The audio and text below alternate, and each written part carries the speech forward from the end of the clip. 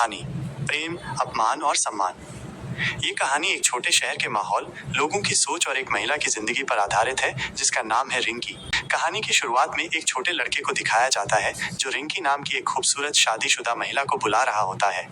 लड़का अपनी कल्पना में खोया हुआ है जहां वो रिंकी को पैसे देकर बीड़ी लाने को कहता है, लेकिन असल में वो बस रिंकी को एकटक देखे जा रहा होता है।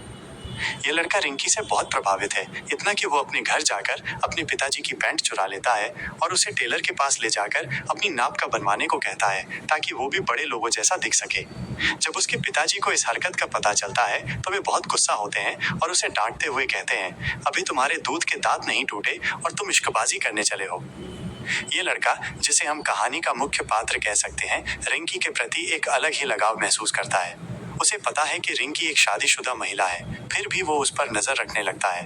रात को वो एक पेड़ पर चढ़कर रिंकी के घर की खिड़की के एक छोटे से छेद से उसे देखता है।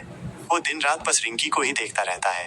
एक रात वो देखता है कि रिंकी गाना सुन रही है और डांस कर रही है। ये देखकर वो बहुत खुश होता है और उसे बस देखता ही रहता है। रिंकी को इस बात का कोई अंदाजा नहीं होता कि कोई उसे देख रहा है। अगले दिन वो लड़का एक दुकान पर जाकर वही कैसेट खरीदता है जो रिंकी पिछली रात सुन रही थी। वो गाना चलाता है और जब रिंकी उसके कमरे में आती है तो वो उसे देखकर बहुत खुश होता है। लेकिन फिर हमें पता चलता है कि ये सब उसकी कल्पना है। रिंकी असल में उसके कमरे में नहीं आई थी। अगले दिन वो लड़का साइकिल से रिंकी का पीछा करता है और देखता है कि शहर के गरीब से लेकर अमीर और बड़े बड़े अधिकारी तक उसके पीछे पड़े हुए हैं और उसे अजीब नजरों से घूर रहे हैं। ये देखकर वो लड़का परेशान हो जाता है। जब ये लोग रिंकी को घूर रहे होते हैं तो उनकी पत्नियां अपने पतियों को डांटने की बजाय रिंकी पर ही गुस्सा करती हैं और उससे जलने लगती हैं।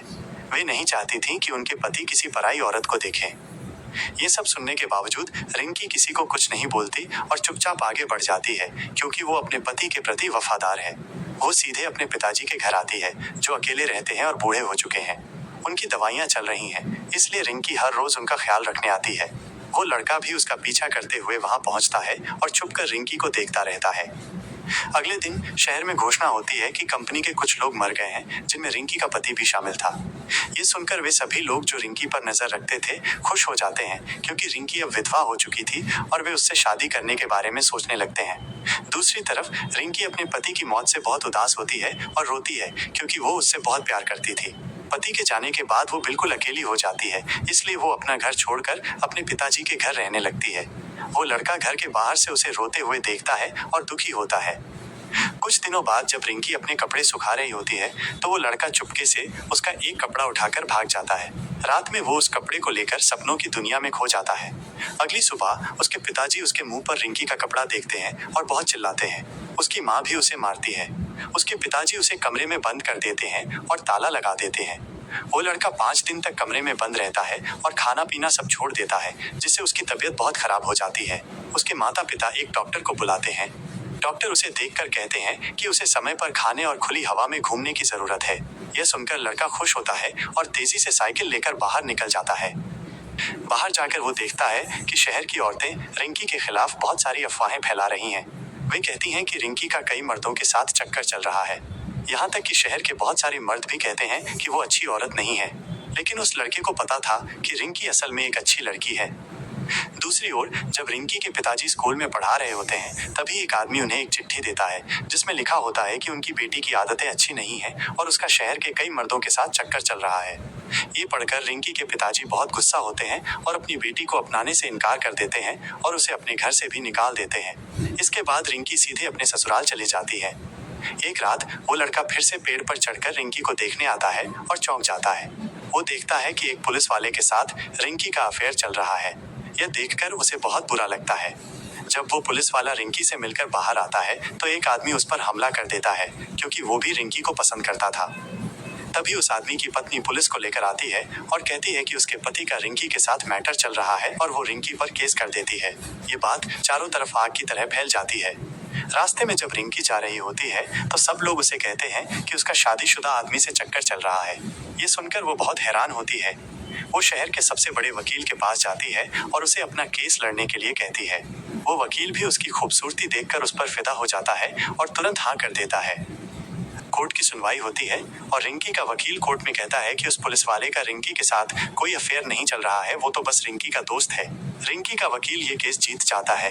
केस जीतने के बाद वो वकील रिंकी के घर आता है तो रिंकी उसे उसकी फीस देती है, लेकिन फीस बहुत ज्यादा होती है इसलिए वो नहीं दे पाती। इसी का फायदा उठाकर वकील उसके साथ छेड़छाड़ करने लगता है। ये सब वो लड़का खिड़की के छेद से देख रहा होता है और वो भागने लगता है, तभी पेड़ से गिर जाता है और उसका एक हाथ टूट जाता है। अब रिंकी उस वकील से मिलने लगती है क्योंकि शहर में उसे कोई काम नहीं दे रहा था, इसलिए वो वकील से खर्च निकलवाने के लिए उसकी सारी बात मानने लगती है, क्योंकि वो वकील रिंकी का सारा खर्च उठाता था।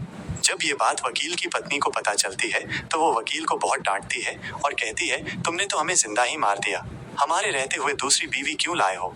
ये सुनकर वकील रिंकी से अपने सारे रिश्ते तोड़ लेता है। इसके बाद रिंकी एकदम अकेली हो जाती है।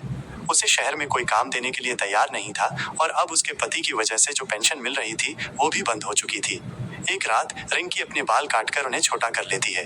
वो सोचती है कि जब शहर के लोग उसे बिना कुछ किए ही बुरा बोलते हैं तो वो क्यों न अब बुरी ही बन जाए। अगले दिन रिंकी शहर में आती है तो उसे देखकर सब लोग देखते ही रह जाते हैं। वे उसे एक विधवा के रूप में नहीं बल्कि एक नए बदले हुए रूप में देखते हैं और खुश होते हैं। रिंकी जाती है और एक कुर्सी पर बैठ जाती है और मुंह में सिगरेट भर लेती है। उसे जलाने के लिए कई मर्द आ जाते हैं और तभी एक आदमी अपने लाइटर से उसकी सिगरेट जला देता है। रिंकी सोचने लगती है कि जब वो अच्छे से जीना चाहती थी तब लोगों ने उसे ऐसा करने नहीं दिया और अब सभी लोग उसकी मजबूरियों का फायदा उठाना चाहते हैं। इसलिए रिंकी भी अपने फायदे और पैसे कमाने के लिए गलत काम करना शुरू कर देती है और एक आदमी के साथ होटल में चली जाती है। वो लड़का ये सब दूर खड़े होकर देख रहा होता है और उसे ये सब बिल्कुल अच्छा नहीं लगता। वो रात में रिंकी के घर पर नजर रखता है तो देखता है कि हर रात उसके घर पर कई लोग आते हैं। रिंकी के ऐसा करने से उन आदमियों की पत्नियां बहुत नाराज होती हैं और रिंकी से हद से ज्यादा नफरत करने लगती हैं। रिंकी अब उस शहर में बहुत मशहूर हो चुकी थी और वो पुलिस वालों के साथ भी घूमने लगी थी। वो लड़का ये सब देखकर बहुत दुखी और परेशान होता है क्योंकि वो नहीं चाहता था कि रिंकी ये सब काम करे। वो रिंकी की मदद करना चाहता था, लेकिन वो बहुत छोटा होने के कारण कुछ नहीं कर सकता था। एक दिन वो लड़का रिंकी को दो विदेशी अधिकारियों के साथ देखता है तो वो बर्दाश्त नहीं कर पाता और बेहोश होकर गिर जाता है। उसकी माँ और वहाँ की बुजुर्ग महिलाएं देखती हैं तो वे कहती हैं कि इस लड़के पर कोई बुरी आत्मा का साया है, इसलिए वे उसे चर्च के एक बुजुर्ग आदमी के पास लेकर जाती हैं। इधर सभी महिलाएं अपने पतियों से बहुत ज्यादा नाराज हो चुकी थी क्योंकि उनके रिश्ते अपने पतियों से बहुत खराब होते जा रहे थे। एक दिन सभी महिलाएं मिलकर योजना बनाती हैं और रिंकी के घर में घुस जाती हैं, जहाँ रिंकी एक आदमी के साथ होती है। वे सारी औरतें रिंकी को उसके बाल पकड़कर घर से बाहर खींच कर लाती हैं और उसके कपड़े भी फाड़ देती हैं। वे रिंकी को बहुत बुरी तरह मारती हैं और उसके बाल काटकर उसे पूरी तरह खराब कर देती हैं और साथ ही उसे बहुत ज्यादा बदनाम भी करती हैं। वे रिंकी को उस शहर से ही जाने के लिए कहने लगती हैं। वहाँ खड़ा कोई भी आदमी रिंकी को बचाने के लिए नहीं आता। रिंकी के साथ जो भी हुआ वो उसे बहुत बुरा लगता है, पर वो अब यहाँ रुककर और ज्यादा बेइज्जती बर्दाश्त नहीं कर सकती थी, इसलिए वो शहर छोड़कर चली जाती है। वो लड़का दूर खड़ा होकर ये सब देखता रहता है। कुछ दिनों बाद रिंकी का पति, जिसे सब मरा हुआ मानते थे, उस शहर में आता है। वो जिंदा होता है, लेकिन लड़ाई में उसका एक हाथ टूट चुका होता है। उसे देखकर वहाँ के सभी लोग बहुत हैरान हो जाते हैं। जब वो अपने घर आता है तो वो कई लोगों को अपने घर पर देखता है जिन्होंने उसका घर कब्जा कर लिया था क्योंकि उनका अपना घर युद्ध में टूट चुका था। वो आदमी शहर के लोगों से अपनी पत्नी रिंकी के बारे में पूछता है, लेकिन कोई भी उसे सच बताने के लिए तैयार नहीं था कि वो कहाँ गई और उसके साथ क्या हुआ था। जब वो अपने दोस्तों से पूछता है तो उसके दोस्त भी उसकी पत्नी के बारे में भला बुरा कहने लगते हैं कि जब वो नहीं था तो उसकी पत्नी क्या क्या करती थी। ये सब सुनकर रिंकी के पति को बहुत बुरा लगता है और वो दुखी हो जाता है। वो लड़का रिंकी के पति को सब कुछ बताना तो चाहता था, लेकिन उसकी इतनी हिम्मत नहीं थी कि वो सीधे सीधे बोल पाए। उसे पता था कि रिंकी कौन सी ट्रेन से कहाँ गई थी, इसलिए वो रात में ही रिंकी के पति के पास एक चिट्ठी भेजता है और भाग जाता है। इस चिट्ठी में लिखा होता है कि रिंकी अभी भी उससे बहुत प्यार करती है और वो दूसरे शहर चली गई है। उसी रात रिंकी का पति उसे ढूंढने के लिए ट्रेन पकड़कर निकल जाता है। 2 साल बाद रिंकी अपने पति के साथ उसी शहर में वापस आती है। जब वो चल रही होती है तो सभी औरतें देखती हैं कि वो और भी ज्यादा खूबसूरत दिखने लगी है, लेकिन अब वो अपने पति के साथ है। उन औरतों को एहसास होने लगता है कि अब रिंकी उनके लिए खतरा नहीं है। फिर वे लोग रिंकी की बहादुरी देखकर हैरान हो जाते हैं और अब सारे शहर के लोग उसे सम्मान देना फिर से शुरू कर देते हैं। ये कहानी दिखाती है